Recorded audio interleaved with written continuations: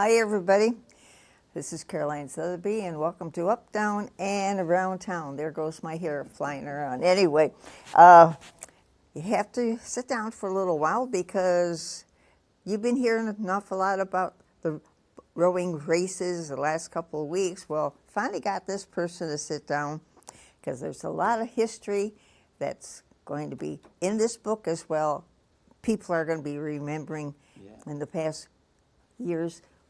Couple of years, couple of weeks from now, you're going to be having something special at the boat club. Well, we will. This is the Wyandotte Boat Club's 150th year of being a rowing club, and so we have we're after the regattas, after the high school season's done, we're going to in June have a club regatta that we haven't had in a long time, summertime, June 28th, and then after that, toward the fall time, the first weekend after Labor Day, we're going to have a big event, a dinner type thing commemorating 150th. It's going to be a whole weekend.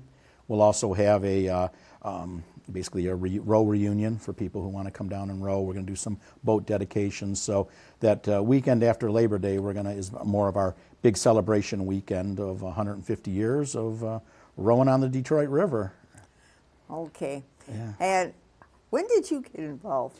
So I started at Roosevelt in '78, rowing ninth grade for the varsity rowing team, and rowed through '81 till I graduated. Took a few years off for college, and came back and started coaching in about '85, and been doing something with the club ever since. So, pushing almost 40, 50 years type of thing. So a long part of that history that goes on there. And the years go by pretty fast, but you're enjoying it. So. Yeah, no, it's always great. Obviously our mission at the club is to promote the sport of rowing to the youth of the downriver area, and right now we have 6 schools that are rowing out of the club. Every downriver school that has a team is rowing. Maybe out of Joe there. can put those on. Because we took the pictures from here to get an idea. How did you get 6 of them involved? I mean, well, Roosevelt was the initial one, starting just because of Wyandotte. Then right after that, the year after that, Mont Carmel started, and then that went on for a while, just those 2, and just as they added, as schools added more teams, or some of the coaches or rowers went to other districts, they said, hey, let's start some of the programs and stuff. A couple of them, Carlson and Grozeal, were actually rowing out of the E-Course Boat Club. And then when the E-Course closed or was getting that, or as we were growing, they moved over with us. Yeah. Our latest addition has been Trenton. That was the newest program that we had going on. That's been, as the picture is seen. So that's certainly a newer team that has had pretty good success. They have a pretty good team and coaching staff. But overall, Roosevelt still continues to be the bigger team of everybody. But it's certainly, like say, the 6 schools that are represented. Crestwood is, their kids come all the way down from Dearborn Heights, so it's usually a little smaller crew. Carlson, has a drive too. But all of them now have many years of tradition and years of fortitude of rowing, down at the Detroit River. So hopefully they'll stay there because you guys have, you have your boat exercise thing. You also have 2 different rooms, one with machines, one with weights. Yep. It's an all-encompassing facility. We have the ergs, which are the rowing machines. We also have the weight room. Then we have a rowing tank that has water in it and the oars, so the team can practice in the wintertime and that practice on technique and work on different things. And it's a facility that even a lot of colleges don't have. So we have this for all the schools to use, and it's something that we're proud of as an organization to be able to support the youth in the area. Of course, you have to give credit to one individual that really not only put the time and effort and money, but Krieger. Mr. Bill Krieger, really one of the founders, I'd say, of the modern Wyandotte Boat Club. Like I say, been around for over 150 years, but really got us the spot behind the hospital where we're there for decades before we moved to the current place, and sort of odd to think about it, but we've already been where we're at the foot of Pine Street for 27 years now. Really? But Yeah. the years behind the hospital where I started rowing, and that was something that he took as a vision and said, hey, we have this land. He got it for us. He filled it in, got it because it was a little bit swampy, put the boathouse there, and that we were we had the property, so we leased property to the Wyandotte Yacht Club. That's how we got our operating fees. And then when the opportunity came to move down into the new area with the golf course and the BASF property that they were so generous to let us move there, that moved us there that gave us better water to row in because it's protected by the the Grosse Ile shore, so we get better water for training in that. So yeah, Bill was instrumental. He also helped us get a lot of the donations for the new building that we're currently in, Really? using his Yeah. business contacts Yeah. that he had. So yeah, a lot of it is really it is named after him. It's the Bill Krieger Rowing Center is really what that whole bottom floor is named, and without him and a few other business people, it'd be But tough he to was do it. always gracious to even want to talk. He always had that smile and Oh, yeah. made you feel, hey, come on down. Yeah, and even at the regattas, back in the days when I was chairman of it, I'd sit down there with Bill and your husband, and we did a couple of the cable shows of Yeah. just talking, because Bill was always very proud of everything yeah. he had seen, and seeing both the boys and girls participating at the level that they are. Did you think at one point you'd have girls rowing as they are right now? No, it's Yeah. weird. It's one of those type of things. I was part of that growth where we just had men rowing. Yeah. Through the history, there had been a couple girls' crews here and there for the boat club, but really to get it into the schools, Riverview was the first one that really downriver-wise got it. Then Roosevelt came the year after that, but to see it then proliferate. And now we have girls who have gone on with rowing scholarships Yeah. to multiple universities all around the country, from Texas to Michigan State, Mercyhurst, just Eastern Yeah. Michigan. People don't that- realize you can Yeah. get just for rowing. Yeah, because in college, the most girls rowing teams are varsity sports, and where a lot of the schools, the men's rowing teams are club sports. So they have the Oh. scholarships for the women to do Okay. the Title IX, to have an equal amount of rowing, or Yeah. sports for all of the programs. So yeah, it's an interesting thing. But and right now it's about a 50-50 mix of Yeah. males to females in it. But it's it's great just to see everybody down there. Where they are now starting to just as the evolution is going, some of the regattas now are starting to have some mixed boat races. So it can be a combination Oh, of really? boys Okay. and girls. We haven't adapted that yet, but it's slowly coming. On it, summertime, there's a few regattas that have that will race at like that, but it's still still separated. Well, it's probably boys for and the girls. clubs or the schools that don't have as many girls there. That's- so they're that's part of like it. throwing it in. Yeah, to make sure everybody can participate Yeah. in that. So it's neat. We have, like I said, over 600 members. Everybody, it's a complete volunteer organization at the boat club. The only people that get paid, we have a few bartenders and a few coaches that get paid, but everybody else, you're down there for watching the regatta, and you see that big team of people Yeah. that are down Yeah. there to make it happen. They're all volunteering their time because either they've rowed before, or their parents, or they're just supporters of what we're doing. Right. And we get over 70 people that come to the regattas, whether it's on the water officiating, like myself and my crew, or the people doing the scoring or the timing or checking in the boats. That's all. Well, you took a group. different position this Yeah. past year. You were out on the water. Yeah. Yeah, but it was cold. Yes, man. it was. Yes, it was. It's still nice to be out on the water, because obviously that's what we love is the sport of rowing. Yeah. But it comes with the the cold and the two north winds for those Yeah. 2 days where it was howling pretty good, but made for smooth water because the wind was blowing out of the north. So, but a little chilly, but it was Yeah. better than having to deal with all the people on the shore and just. Well, deal when with you the think boats. back to behind the hospital, what was really the good point about that area? It was it had a bay in itself. So Yeah. when we were teaching some of the kids to row in the small boats, the singles and doubles, Yeah. we had a protected little area that they could practice, and even if they flipped, we could. It wasn't that bad of thing. The other thing, it was just protected from, it was sort of hidden behind there. So Yeah. from an athlete standpoint and workout standpoint, we had our own little area. Yeah. There where, now we're part of the BASF park and that, not that we have any problems, but it was just a nicer, You're quieter more area. out in the view. Yeah, yeah, People can see you no matter what. Right. Yeah. But we grew out of that space, just because of Yeah. how big it was and that. And the one downside of being behind there was once you got out of the bay and into on the Detroit River, it was wide open there. So there was a lot of times we couldn't go out and row because it was too rough. Where where we're currently at in the Trenton Channel, it's protected more by the Yeah. wind. I know that one comment that was made, well, it might get cold, but unless they're white caps or Yeah. a lightning, we're still on. That's right, and that's true. As long as you don't get a south wind, which is going against the current, to chop up the water or lightning. I don't want to be on the water with lightning, but it's always a fun thing. And you take a look back at our history.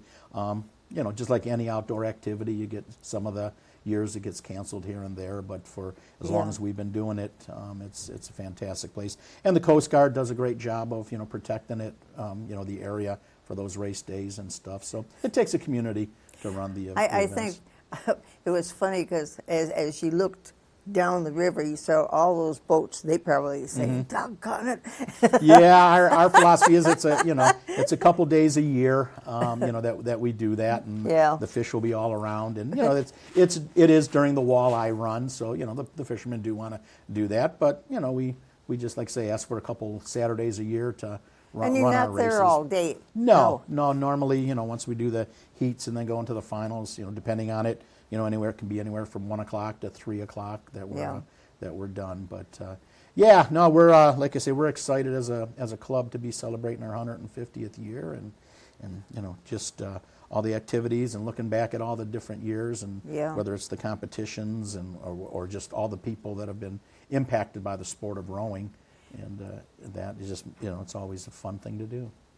But you just don't stop with that. You have quite a few classes, don't you? Yeah, so every summer we have obviously different programs for all age groups. We have first we start out with a Youth Learn to Row program, which are 2-week classes that are Is that in the gym? I mean, and that's it in June. Well, starts in June. We have a few different times, and they're really for people going into 6th to 9th grade.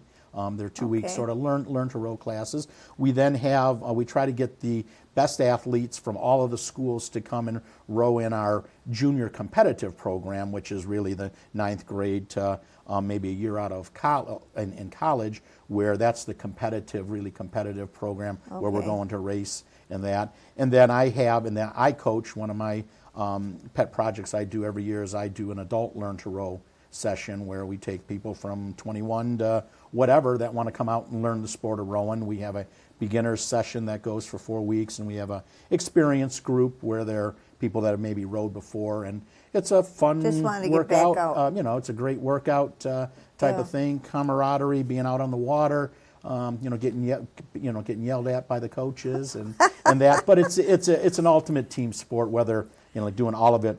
You've seen them rowing, and all it takes is one person to be out of sync, and that boat's not going to go straight, or they're going to get hurt, or something like that. So it's all fun activities. But like I say, we have rowing going all times of day during the summertime. So our boat club website is wind.boatclub.com, but it has all the information on there, and we try to keep it affordable. Just so that we're introducing everybody to the sport, especially the kids that we want to get them, and hopefully have a lifetime of fitness and that, and hopefully by the time they get to high school, they want to do the sport for a regular varsity letter and that. How many colleges actually have rowing? Like anything, the different leagues have their different amounts. East Coast, there's a lot. Obviously, all the Ivy League teams on the East Coast Yeah. have teams. The Big Ten, I think every school now in the Big Ten has rowing. And then, the West Coast, obviously, all of them have Okay. it. So there's a lot of schools. There's enough to that consider them. Oh, and- yeah. Yeah. Yeah, and then they have NCAA championships and different regional things, too. So it's it keeps growing. Just the number of athletes that are participating in it. And we usually get a bump, usually right after the Olympics, because the people see it on the Olympics, and it's one of those Olympic sports. And then the next year, hey, that sounds, and you get people that want to, try Okay. it and can do it. So we always see usually a 4-year bump of interest. In Well, that. you had, I just mentioned to you before we came on that what are you going to do now that the Have Done Y High are Mm-hmm. done? And of course, you're going, and there's going to be state. Yeah, so this last weekend they had the local teams went to the Midwest Championships. This week coming up, they have the state of Michigan Championships. There's about 27 schools that will be participating in that. So the entire state will be going to Kensington Metro Park to race there, and us Wind-Up Boat Club officials will be helping officiate those races. It'll be an all-day event, but eventually each race category will be crowned the state champion Oh, really? in each category. Yeah, so Well, are there any groups going from Wind-Up? yeah, all the teams will be participating. All of them? Yep, all of them will be participating. They have the qualifiers in the morning, and then the fastest boats will compete for the championship. So everybody, all the schools are invited to it to So do it. that's a long day then, because you It is have a long lot. day. Yep. Yeah. Yeah. First race will be 8 a.m. and we'll be going to probably 5:30, 6 o'clock at night. Every about 8 minutes, another race will be going down. So it's we enjoy it from a officiating standpoint. We get to see the best of the best, especially Yeah. at the end, and you get to be you see who the crowning. What school is crowned the champions for each year, and I think the Downriver teams will be represented well. They had some success at the Midwest Championships last weekend, and I think that'll carry over because the Midwest, there's about 50 schools last weekend. This week, like I say, a little bit about 28 or so. So it'll be fun. It'll be fun for the kids and for us on the water officiating. Yeah. Well, for some information on local sports, if any of the Wind-Up teams make it, let us know. Yeah, we will certainly do that. But yeah, it's always fun coming on. I enjoy having the conversation. Like I say, we're planning up some stuff for the 150th year. We continue to have great community support. From whether it's the city of Wyandotte letting us use the parks and stuff like that. And then, like I said, I think I had told you earlier. We have close to over 600 members of the boat club that figure it's a good enough organization supporting youth rowing to send us their membership money, and we just continue to grow. We're looking forward for another 150 Who knows? years as long as the maybe we won't be there, yeah. but somebody will from I the can family. tell you that from my experience when I started rowing back in the late 70s, the water is just dramatically clearer and less polluted Really? than it was now. We used to, no exaggeration, there would be a couple times a year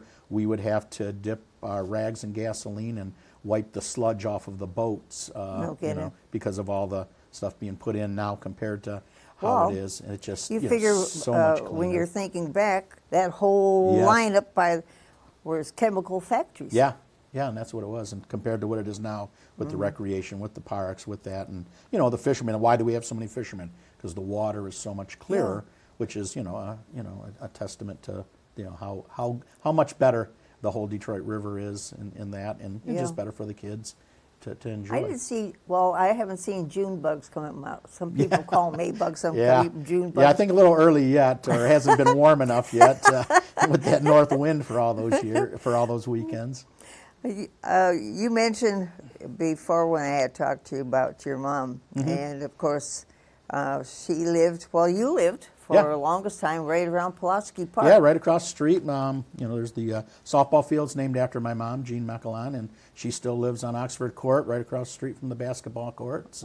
And my sister and two brothers still live in Wyandotte, but so it's always nice to go visit mom, drive by the field, and I still harass her every once in a while, going, "Hey, went by the park and a little bit of trash there. You want to, you should go there and pick it up, keep your name sake. But, she's very proud of all the years. She had probably, I think it was over 40 years of her, basically running the field house there for the baseball games and stuff, and even ran the concession stand over the years. So sort of, she's cemented. I tried to get her on. We'll see if we can still get her on one day for a chat, because I think, she's got a long history, like yourself, with the City of Wyandotte and all the activities, and certainly all the stuff that went on in Pulaski Park, where we know, for a lot of years that was sort of the epicenter for, baseball in Wyandotte. I mean, besides Memorial Field, but all softball.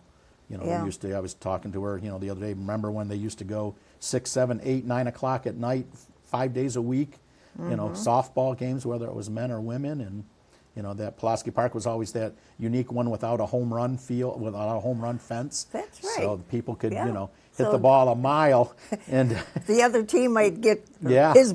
Sometimes when the fields were going, at the same time, with that, and all the umpires that used to, do all the games and stuff, and it's condensed a little bit, but still, a lot of activity still going on at Pulaski Park. Have you seen the latest equipment they're putting up? Yeah, it looks like the playground's almost done, and I know they're adding a little fitness center to the left of the basketball courts, which I don't know. They're going to do some. What's that going to be involved with? I don't know exactly, but I think hear it's, fitness center. Yeah, but I guess to me, just I don't little know. stations to do different calisthenics and Oh, stuff really? like that. I believe that's what it looks like, Okay. because the cement pad doesn't look that big, but it'll be interesting. I'll have to go see. with the camera and get an idea. Yeah, but it looks like I know the kids have been playing on the playground. Went over there, for Mother's Day to visit my mom, and it looked like the kids, and it looks like a brand new, neat playground that replaced the old wooden fort that used to be up over there. Oh, gee.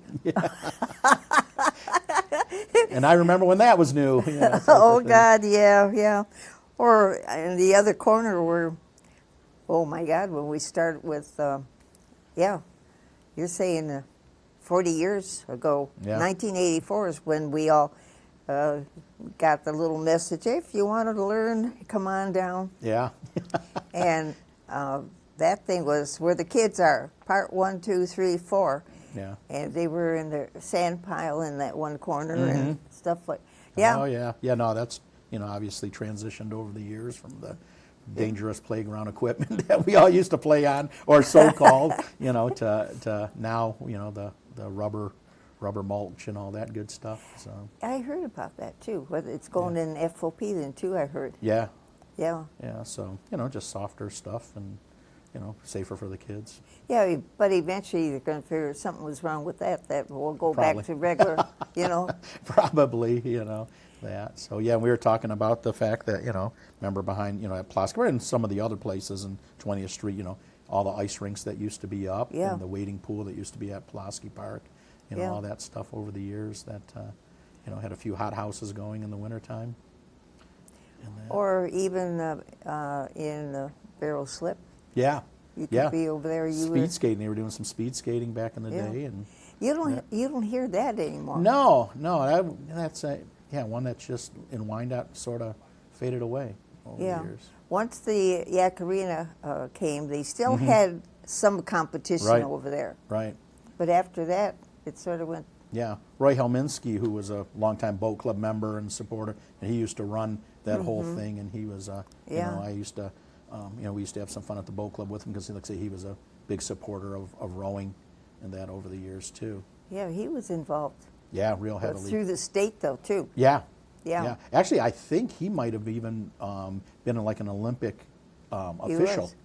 in that for speed skating. Mm-hmm. Yeah. And I know, they even used to have barrel jumping every once in a while at the Yak Yeah. too on the ice. Boy, the things that used to be here Yeah. are no longer. And when you start mentioning barrel jumping, what are you talking about? Yeah. Yeah. So, but yeah, boat club's still here.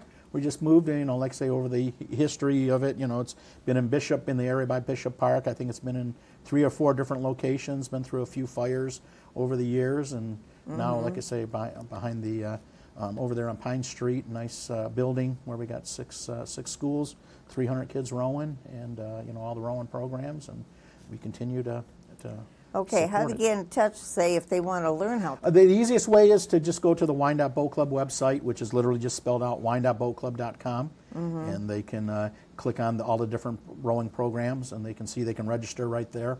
I'm happy to take their payments and that, but it's like I say, from middle school kids all the way up to adults. We have our rowing programs that'll start up after the high school season in early June.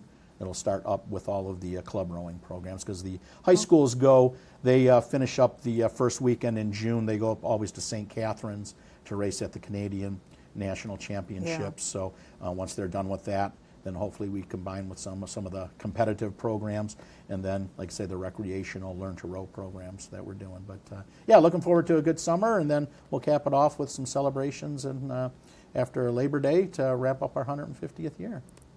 Wow. Yeah. Wow. Yeah. So, hey, I know you're busy. You just came from work, and I appreciate it. Oh, no problem. I always enjoy coming by, and like I Okay. say, if we have some good news from the state championships, we'll let you know, and hopefully Okay. we'll see you at the summer regatta in Okay. June and find out from Okay. there what's going on. So, but you already have the schedule in for that date, too. Yeah. Yep. Yeah. Yep.